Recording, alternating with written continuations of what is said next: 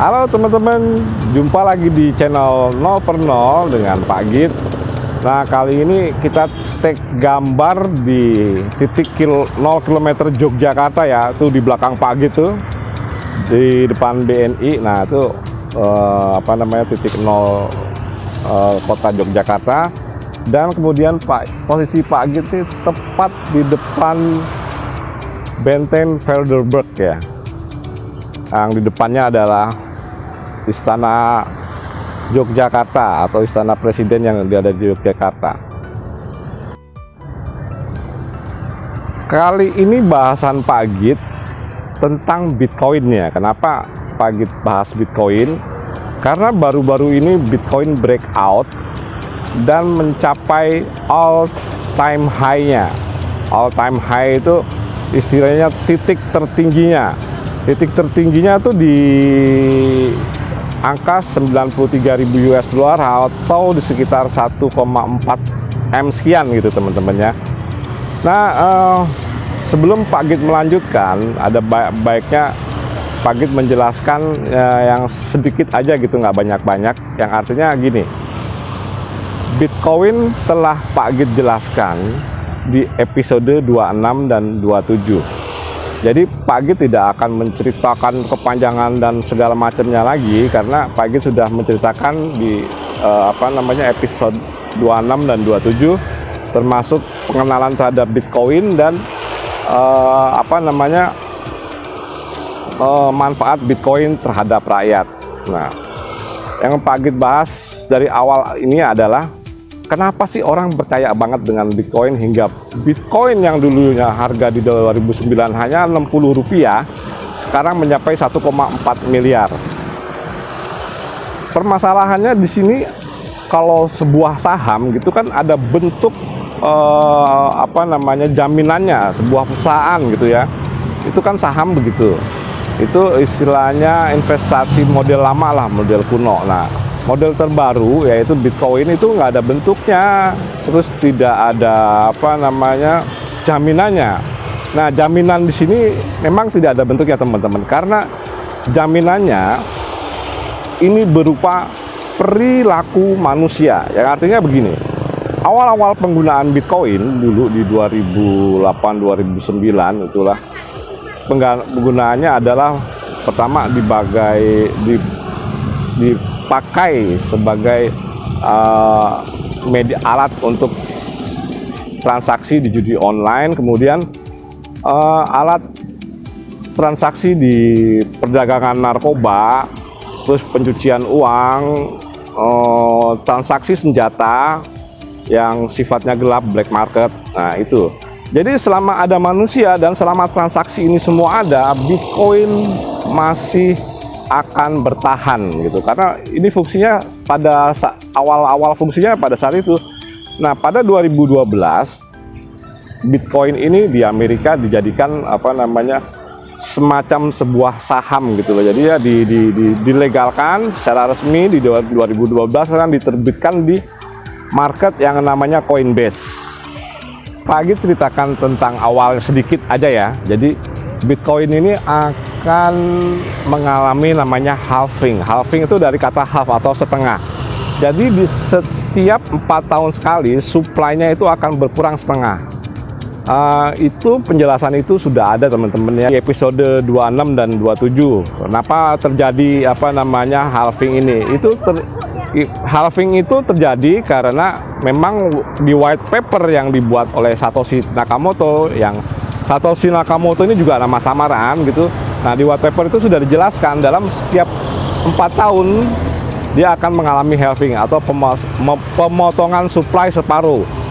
Jadi total Bitcoin nanti yang akan tersuplai itu totalnya 21 juta Bitcoin. Akhirnya begitu total supply itu mencapai 21 juta, Bitcoin tidak akan menerbitkan atau tidak bisa ditambang lagi atau habis lah gitu. Dan awal mulanya adalah di 2008 ya, 2008, di 2012 halving pertama, 2016 halving kedua, 2020 halving ketiga, dan di April kemarin 2024 itu sudah mencapai level halving keempat. Di halving keempat ini total supply Bitcoin sudah mencapai 19.747.500 kalau saya ingat Pak Igit segitu ya. Jadi pada April 2024 sisa Bitcoin yang belum ditambang itu ya sekitar 1.250.000-an lah, sekitar segitu ya teman-teman. Jadi makin lama makin sedikit, dan ini akan berakhir di tahun 2140. Bitcoin itu habislah, tidak bisa ditambang. Tapi kalau secara matematis dengan sistem halving ini sampai waktu tak terhingga gitu ya, itu tidak akan habis, tapi udah sedikit banget yang bisa ditambang. Mungkin itu di 2140 perhitungannya tinggal 1 Bitcoin direbutin rame-rame gitu ya. Dan setelah itu ya udah tinggal sedikit banget Bitcoin yang bisa ditambang, dan makin lama makin mahal gitu. Karena Bitcoin ini tidak ada yang namanya inflasi seperti mata uang rupiah, dolar itu kan dicetak semaunya aja, kapan butuh dicetak, kapan butuh dicetak. Tiap lebaran pasti kita mengalami inflasi karena kebutuhan akan rupiah itu bertambah. Ya demikian teman-temannya. Jadi ini hanya sekilas, kita kilas balik sedikit ke belakang. Oke teman-teman, sekarang kita beranjak ke technical analysis ya. Di technical analysis ini Pak Git akan melihatkan gambarnya. Dan pada gambar tersebut lihat dari time frame 1 minggu atau 1 week itu ya, kelihatan trend lainnya Bitcoin itu posisinya uptrend ya. Jadi tidak ada sedikit pun indikasi penurunan. Kalaupun penurunannya hanya di level one day, time frame 1 day atau 4 hour, apalagi 1 jam itu pasti ada penurunan. Tapi kalau dilihat dari reference 1 week apalagi 1 bulan itu dia uptrend teman-teman. Apalagi dengan kondisi tadi ya, supply Bitcoin yang makin lama makin sedikit, ini makin lama makin uptrend. Dan Pak Git sendiri berprediksi mungkin di 2040 kalau market masih ada ini. Itu prediksi Pak Git di 2040 Bitcoin mencapai angka 1 triliun. Nah dari bulan September atau kalau nggak salah Oktober kemarin ya, Pak Git mengingatkan kalau teman-teman investasi Bitcoin saatnya beli kemarin sebetulnya. Tapi ya sudah, sekarang sudah breakout secara technical analysis. Tapi di sini kemarin Minggu atau Senin pagi terjadi gap ya teman-teman. Itu kalau nggak salah di angka 77.000 hingga 80.000 itu ada gap. Kenapa ini terjadi gap? Karena Bitcoin ini ada yang sistemnya diperjualbelikan di kontrak berjangka. Di kontrak berjangka ini dia akan libur sehari, di Minggu pagi hingga Senin pagi. Jadi jam 12 malam Minggu itu off gitu ya. Beda dengan yang spot ya. Kalau spot itu nggak ada off-nya 24 jam. Nah ini dia berhenti di Minggu malam itu jam 12, kemudian Sabtu malam atau Minggu pagi jam 00, nanti jam Minggu malam jam 12 atau Senin 00 mulai bermain lagi marketnya gitu. Jadi seperti saham gitu, ada liburnya. Nah ini disebut dengan, kalau kita lihat di trading view itu namanya bukan BTC USDT gitu. Jadi di situ ada namanya BTC1. Nah di situ akan terjadi gap ini terjadi karena pada penutupan sesi di Minggu pagi itu ada selisih spot gitu, selisih poin spot dengan yang Senin pagi. Oke, kita beranjak lagi ke Bitcoin. Yang intinya sekarang Bitcoin sudah mencapai titik tertingginya atau all time high di 93.000 US dollar, dan sekarang resisten yang di 73.000 itu sudah menjadi support, atau istilahnya resisten become support ya. Jadinya sideway Bitcoin yang kemarin dari bulan Mei atau Juni di 73.000 udah turun naik hingga 48.000 ya titik terendahnya.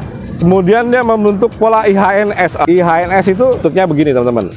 Nah ini bahu kiri, terus kepala ya, terus kemudian bahu kanan dan turun lagi. Nah kalau udah begini posisinya IHNS, ini indikasi dia akan naik gitu.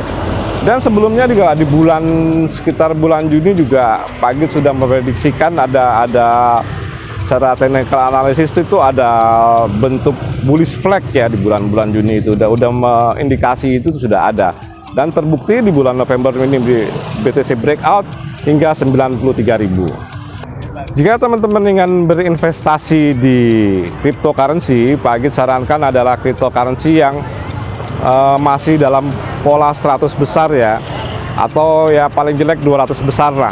Dan teman-teman bisa mencari info ini di website atau di aplikasi Coin Market Cap. Di situ nanti akan kelihatan urutan pertama siapa, kedua, yang jelas pertama adalah Bitcoin ya teman-teman, karena ini mother of crypto.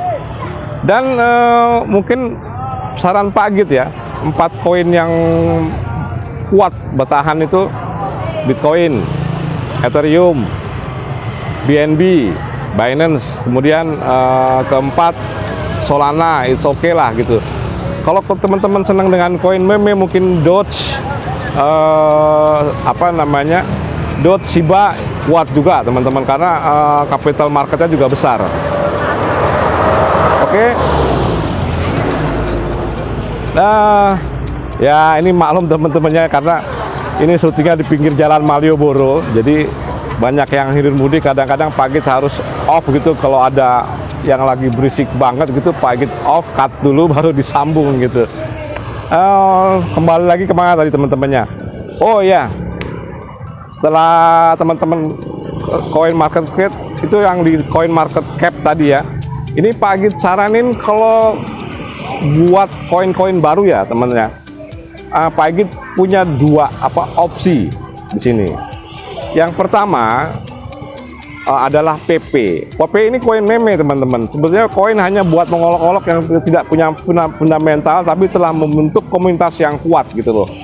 Dan pagi ini di Indodax atau di marketnya Indonesia di Indodax, PP ini mencapai atau transaksi terbesar lah di pagi ini, karena PP naik hingga, kalau dirupiahkan itu ya, naik hingga 0,34 rupiah gitu per satu poinnya.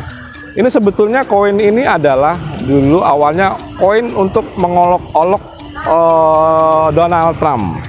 Awalnya dibuat untuk mengolok-olok Donald Trump, tapi begitu Trump kepilih dan BTC juga breakout, nah ini PP juga ikut naik. Dan Pagit perhatikan dalam 6 bulan ini PP termasuk 10 besar dalam transaksi, maksudnya jumlah transaksinya selalu 10 terbesar gitu. Dan satu-satunya koin yang telah breakout all time high selain Bitcoin adalah PP. Yang lain belum ya, Ethereum aja belum all time high gitu. Jadi PP ini malah udah all time high tadi malam ya di 0,34 rupiah gitu. Jadi saran Pagit, TP boleh hold sampai 6 bulan ke depan atau sampai April Mei 2025 ya. Kemungkinan mudah-mudahan mencapai 3 sampai 5 rupiah per koin. Itu PP ya. Karena Pagit bukan lihat dari fundamental ini ya, karena penggemarnya dan komunitasnya cakep sekali, kuat untuk sampai 2025 ke depan. Nah, saran Pagit itu selain PP adalah Ondo. Ondo ini adalah kerjasama atau kolaborasi dengan antara Ondo dan Ondo Finance dan BlackRock gitu lah. Ini kolaborasi kedua ini akan kuat sekali gitu. Karena BlackRock sendiri adalah salah satu perusahaan terbesar di dunia investasi di dunia yang telah mengeluarkan ETF Bitcoin. ETF Bitcoin itu kayak apa ya? Seperti obligasi lah. Jadi kita bisa beli Bitcoin di BlackRock gitu, dan kita tidak akan dikenakan kerugian sama sekali. Sudah dipastikan untung, tapi untungnya tidak bisa seperti kita beli di spot teman-teman ya. Jadi kita hanya dikasih kontrak misalnya untung per bulan 1% atau 2% ya, cuman segitu yang dikasihkan tiap bulannya. Kalau bisa full Bitcoin naik 100% ya kita cuma hanya dapat segitu. Dan kemarin di Januari 2024 BlackRock itu kalau nggak salah sudah memborong 6.000 Bitcoin untuk investasi jangka panjangnya. Nah, makanya Pagit ini menyarankan kalau koin baru, apalagi yang belum breakout dari posisinya sekarang, tapi sudah breakout trendline teman-teman ya. Jadi Ondo ini sekarang sudah breakout trendline dan siap lanjut bikin ATH. Makanya Pak Git menyarankan Ondo. Oke teman-teman, Pak Git rasa ini cukup sekian gitu tentang Bitcoin yang telah melakukan breakout dan ada gap, terus kemudian koin-koin yang harus koin-koin yang kuat, yang 200 di bawah 200 besar lah, 1 sampai 200 besar itu boleh di hold. Kemudian koin yang baru itu ya yang sangat nanti akan naik kencang menurut Pak Git ya PP dan Ondo ya. PP dan Ondo ini kuat karena kalau PP sebetulnya secara fundamental tidak kuat, tapi komunitasnya ini kuat. Pun PP tidak kuat di fundamental, tapi ya tetap PP kuat di komunitas. Yang ini mungkin bisa menggantikan Doge, the next Doge ini PP ya. Kemudian satu koin yang fundamentalnya kuat, yang baru ya, yang menurut Pak Git perlu dibeli sekarang adalah Ondo, yang dalam posisinya di time frame 4 jamnya itu sudah breakout trendline ya. Breakout trendline sudah, nanti Pak Git lihatkan gambarnya.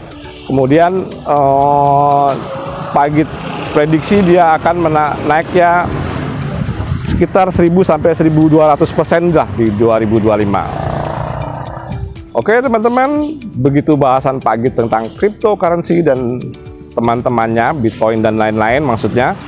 Pak Git ucapkan terima kasih.